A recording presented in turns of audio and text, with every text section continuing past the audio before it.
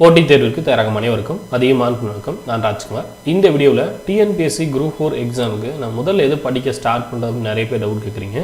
ஏற்கனவே TNPSC நீங்கள் ஒரு 6 மந்த்தாவோ இல்லை 1 இயராகவோ படிக்கிறீங்க அப்படின்னா கண்டிப்பாக உங்களுக்கு என்ன மெத்தடில் படிக்கணும், என்ன ஆர்டர் படிக்கணும் அப்படிங்கிற கிளியர் டீட்டெயில்ஸ் உங்களுக்கு தெரியும். புதுசாக படிக்கக்கூடிய ஸ்டூடெண்ட்ஸ், நான் இப்போ தான் ஸ்டார்ட் பண்ண போகிறேன், இப்போ தான் நான் காலேஜ் முடிச்சிருக்கேன், இல்லை நான் இதுவரையும் TNPSC எக்ஸாம்ஸ் எதுவுமே எழுதுனதில்லை, இப்போ தான் படிக்க ஸ்டார்ட் பண்ணுறேன், நான் எதை முதல்ல படிக்கணும் அப்படின்னு நிறைய பேர் கேட்டுறீங்க. ஸோ புதுசாக ஸ்டார்ட் பண்ணக்கூடிய எல்லாத்துக்கும் இந்த வீடியோ கண்டிப்பாக யூஸ்ஃபுல்லாக இருக்கும். ஸோ இந்த வீடியோ முழுமையாக பாருங்கள். முழுமையாக பார்த்தீங்கன்னா தான் உங்களுக்கு தெளிவாக புரியும். ஸோ இது ரொம்பவே யூஸ்ஃபுல்லாக இருக்கும் உங்களுக்கு. சரிங்களா?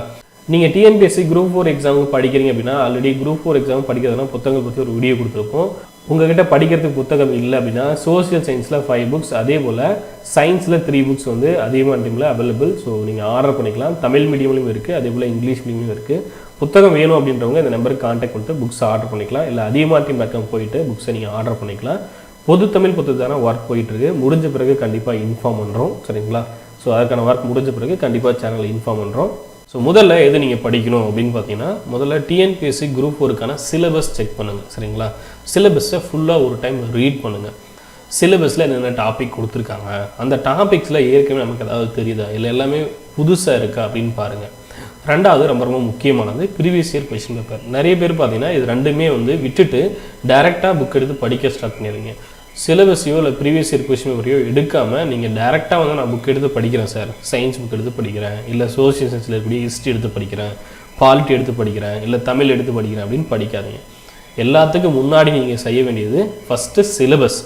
சிலபஸில் என்னென்ன இருக்குது அப்படியே உங்கள் கண்ணுக்குள்ளே நிற்கணும். சரிங்களா? இந்த டாபிக் புக்கில் இருக்கா, இது தேடணுமா, இது சிலபஸில் இருக்கா அப்படின்னு எப்படி கேட்டாலும் உங்களுக்கு சிலபஸ் மைண்டில் இருக்கணும். சரிங்களா? ஒரு டாபிக் சொல்லி டெல்லி சுல்தான்கள் குரூப் 4 சிலபஸில் இருக்குது அப்படின்னு கேட்டால் தெரியணும். சரிங்களா? அதே போல் ஹிஸ்ட்ரியில் இருக்கக்கூடிய குரூப் 4 சிலபஸில் என்னென்ன டாபிக் இருக்குது, ஹிஸ்ட்ரியில் என்ன இருக்குது, பாலிட்டியில் என்ன இருக்குது அப்படின்னு கேட்டால் உங்களுக்கு சொல்ல தரணும். ஸோ அந்தளவு தெளிவாக சிலபஸ் வந்து உங்கள் மைண்டில் நிற்கணும். சரிங்களா? அது போக போக அடிக்கடி நீங்கள் சிலபஸை பார்க்க உங்கள் மைண்டில் நின்றும். அட்லீஸ்ட் சிலபஸை பிரிண்ட் அவுட் எடுத்து உங்கள் கண்ணுக்கு முன்னாடி எங்கே படிக்கிறீங்களோ அந்த இடத்துல ஒட்டி வச்சுக்கோங்க. அடிக்கடி சிலபஸை பார்த்துட்டே இருங்க. சிலபஸை பார்க்கும் போதே எவ்வளோ நமக்கு படிச்சிருக்கோம், எவ்வளோ படிக்கல அப்படின்றது உங்களுக்கு தெரியும். ஸோ உங்களுக்கு படிக்கிறதுக்கு ஒரு தூண்டுகோலாக கண்டிப்பாக சிலபஸ் இருக்கும். ஏன் அப்படின்னா அதுதான் உங்களுக்கான மெயின் டாஸ்க். அதுதான் நீங்கள் கம்ப்ளீட் பண்ண போகிறீங்க. அதுதான் உங்களுடைய டார்கெட். அதை நம்ம முடிச்சிட்டோம் அப்படின்னா நம்ம படித்து முடிச்சிட்டோம் அர்த்தம், எக்ஸாம் ரெடி ஆகிட்டோம் அப்படின்னு அர்த்தம். அடுத்து ப்ரீவியஸ் இயர் கொஸ்டின் பேப்பர். இதுக்கு முன்னாடி என்ன மாதிரிலாம் கொஸ்டின் கேட்டிருக்காங்க, என்ன ஏரியாவெல்லாம் அதிகமான வினாக்கள் கேட்டிருக்காங்க, என்ன மெத்தடில் இருக்குது, நமக்கு கொஷின் பேப்பரில் எவ்வளோ வினாக்கள் நம்ம படிக்காமே நமக்கு தெரியுது. எல்லா விதமான ப்ரீவியஸ் இயர் கொஸ்டின் பேப்பர் எது வேணாலும் நீங்கள் எடுத்துக்கோங்க. சரிங்களா? TNUSRB எடுத்துக்கோங்க, இல்லை TNPSC எடுத்துக்கோங்க. எந்த கொஸ்டின் பேப்பர் எடுத்தாலும் கண்டிப்பாக ஒரு மினிமம் 30% கொஸ்டினாவது உங்களுக்கு ஈஸியாக இருக்கும். பார்க்கும்போது வந்து இவ்வளோதானா கொஸ்டின் பேப்பர் அப்படின்னு தோணும். அதுவும் ரொம்ப பழைய கொஸ்டின் பேப்பர், பழைய குரூப் 4 கொஸ்டின் பேப்பர் 2010க்கு முன்னாடி இருக்கிறது, இல்லை 2012க்கு முன்னாடி இருக்கிறதுலாம் எடுத்து பார்த்தீங்க அப்படின்னா இவ்வளோதான் கொஸ்டினா, ஈஸியாக எழுதிடலாமே அப்படின்னு உங்களுக்கு தோணும். சரிங்களா? இப்போ லாஸ்ட் ஒரு 5 இயர்ஸ் எடுத்துக்கோங்க, இல்லை 4 இயர்ஸ் எடுத்துக்கோங்க. அந்த கொஸ்டின் பேப்பரை கண்டிப்பாக நீங்கள் படித்தே ஆகணும். சரிங்களா? அதே போல் குரூப் 4க்கு இப்போ பொது தமிழ் இருக்க போது, மேக்ஸ் இருக்க போது, GS இருக்க போது. இப்போ பொது தமிழ் குரூப் 2 குரூப் ஏக்கு இல்லைன்னு சொல்லிட்டாங்க. அதனால் குரூப் 2 குரூப் ஏவுடைய கொஸ்டின் பேப்பரில் இருக்கக்கூடிய தமிழை படிக்காமல் விட்டுறாதீங்க. குரூப் 2 குரூப் ஏவில் இருக்கக்கூடிய தமிழ் கொஷின்ஸும் படிச்சுக்கோங்க. அது ரொம்ப முக்கியம். சரிங்களா? முதல்ல குரூப் 4 சிலபஸை பிரிண்ட் அவுட் எடுத்துக்கோங்க. அந்த வீடியோக்கெல்லாம் நான் லிங்க் கொடுக்குறேன். அடுத்து ப்ரீவியஸ் இயர் கொஸ்டின் பேப்பர். சரிங்களா?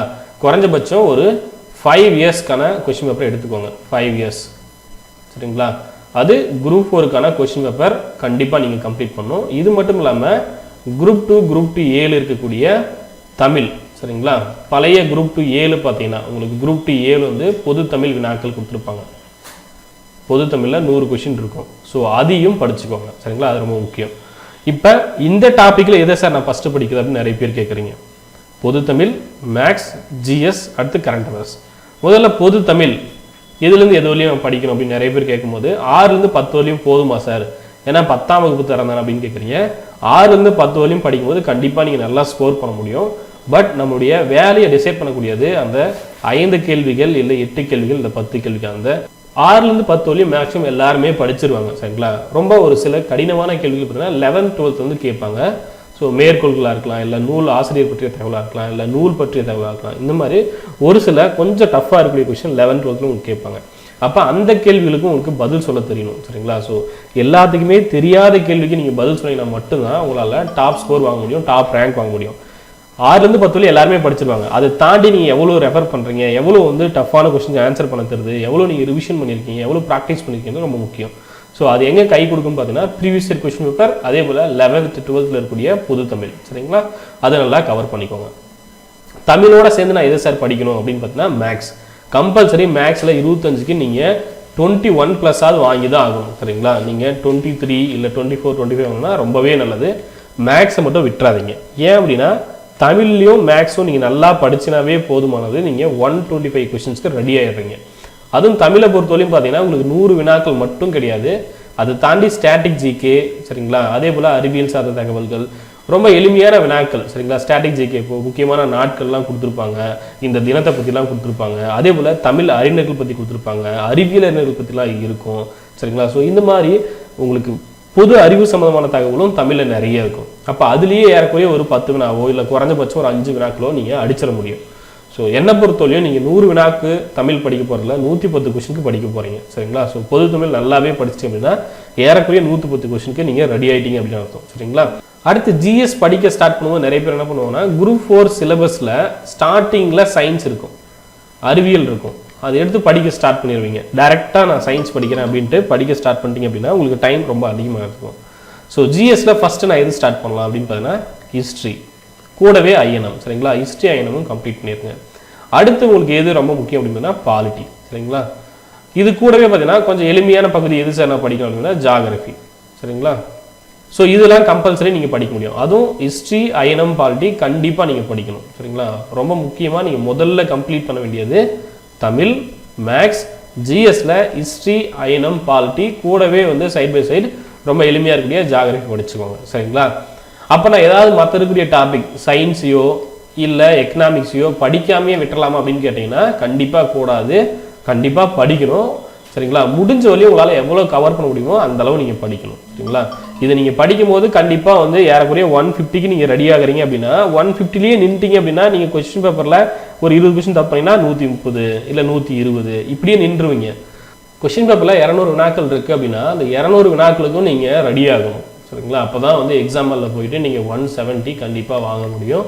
ஸோ டார்கெட் மார்க் வந்து 170 இருக்கிற மாதிரி பார்த்துக்கோங்க. சரிங்களா, அடுத்து டெய்லி கரண்ட் அஃபேர்ஸ் படிக்க ட்ரை பண்ணுங்கள். அட்லீஸ்ட் வந்து தமிழ், மேக்ஸ் இதெல்லாம் கம்ப்ளீட் பண்ண பிறகாவது மந்த்லியோ இல்லை வீக்லியோ வந்து ப்ராக்டிஸ் பண்ணிட்டுவாங்க.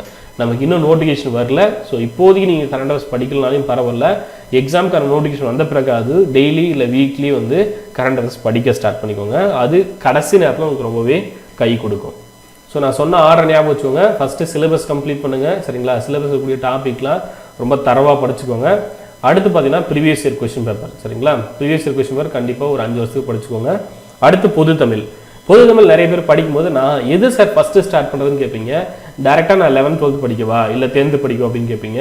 என்னை பொறுத்தவரையும் நீங்கள் 6லேருந்து படிக்க ஸ்டார்ட் பண்ணீங்க அப்படின்னா உங்களுக்கு ஒரு ஃப்ளோ கிடைக்கும். ஸோ என்ன ஆர்டரில் வந்து புக்கு டிசைன் பண்ணியிருக்காங்களோ அதே ஆர்டரில் படிச்சுட்டு போகும்போது கொஞ்சமாக டேட்டா நீங்கள் கலெக்ட் பண்ணிகிட்டே போவீங்க. 6, 7, 8 வரையும் உங்களுக்கு ரொம்ப எளிமையாக தான் இருக்கும். சரிங்களா, ஸோ படிக்க ஸ்டார்ட் பண்ணுறவங்களுக்கு 6, 7, 8 படிக்கும்போது ஓகே நமக்கு எளிமையாக இருக்குது அப்படின்ற ஒரு பழக்கம் உங்களுக்கு ஆட்டோமேட்டிக்காக வந்துடும். படிக்கிறதுக்கு ஒரு இன்ட்ரெஸ்ட் உங்களுக்கு கிரியேட் ஆகிடும். எடுத்தவொடனே நான் 11th படிக்கிறேன் 12th படிக்கிறேன் அப்படின்னு படிச்சிங்க அப்படின்னா இவ்வளோ இருக்குது அப்படின்னு உங்களுக்கு யோசிக்கணும். இல்லை நீங்கள் 11th 12th படிச்சுட்டு 6th 7th படிக்காமல் விட்டீங்க அப்படின்னா அங்கேயும் நிறைய டேட்டா இருக்குது. சரிங்களா, ஸோ டேரெக்டாக நீங்கள் ஸ்டார்ட் பண்ணும்போது 6லேருந்து படிச்சுட்டு வந்தீங்க அப்படின்னா உங்களுக்கு ஃப்ளோ ரொம்ப பர்ஃபெக்டாக இருக்கும், ரொம்பவே யூஸ்ஃபுல்லாக இருக்கும். சரிங்களா, அடுத்து மேக்ஸ் கம்ப்ளீட் பண்ணிடுங்க. ஜிஎஸ்ல ஹிஸ்ட்ரி ஐஎன்எம் பாலிட்டி கம்பல்சரி ரொம்ப தரவாக படிச்சுக்கோங்க. கூடவே பார்த்தீங்கன்னா ஜாகிரஃபி முடிச்சுட்டு அதன் பிறகு வந்து எக்கனாமிக்ஸ், சயின்ஸ் இருக்கக்கூடிய ஃபிசிக்ஸ், கெமிஸ்ட்ரி, பயாலஜி இதெல்லாம் படிங்க. சரிங்களா, ஸோ கண்டிப்பாக சிலபஸ் இருக்கக்கூடிய எல்லா டாப்பிக்கும் நம்ம டச் பண்ணி தான் ஆகணும், எந்த டாப்பிக்கும் விட்டுறக்கூடாது. அடுத்து கரண்ட் அஃபேர்ஸ் டெய்லியும் படிக்கிறது பிளான் பண்ணிக்கோங்க நோட்டிஃபிகேஷன் வந்த பிறகு. சரிங்களா, இல்லை நமக்கு எப்போ எக்ஸாம் வரும் அப்படின்னு தெரிஞ்சு பிளானர் கொடுப்பாங்க இல்லையா, பிளானர் கொடுத்தாங்கன்னா தெரிஞ்சிடும். அதன் பிறகு கரண்ட் அஃபேர்ஸ் எப்படி படிக்கலாம் அப்படின்றத பிளான் பண்ணிக்கலாம். சரிங்களா, ஸோ இதுதான் வந்து நீங்கள் எப்படி படிக்கணும் அப்படின்றத ஒரு ஓவர் வியூ. கண்டிப்பாக இந்த வீடியோ உங்களுக்கு ரொம்ப யூஸ்ஃபுல்லாக இருக்கும். ஸோ இந்த வீடியோ உங்களுக்கு பிடிச்சதா லைக் பண்ணுங்கள், கமெண்ட் பண்ணுங்கள், மறக்காமல் உங்கள் ஃப்ரெண்ட்ஸ் ஷேர் பண்ணுங்கள். நன்றியுடன் அதியமான் குழுமம் கட்டளை தகும் ஆட்சி வரும். நன்றி, வணக்கம்.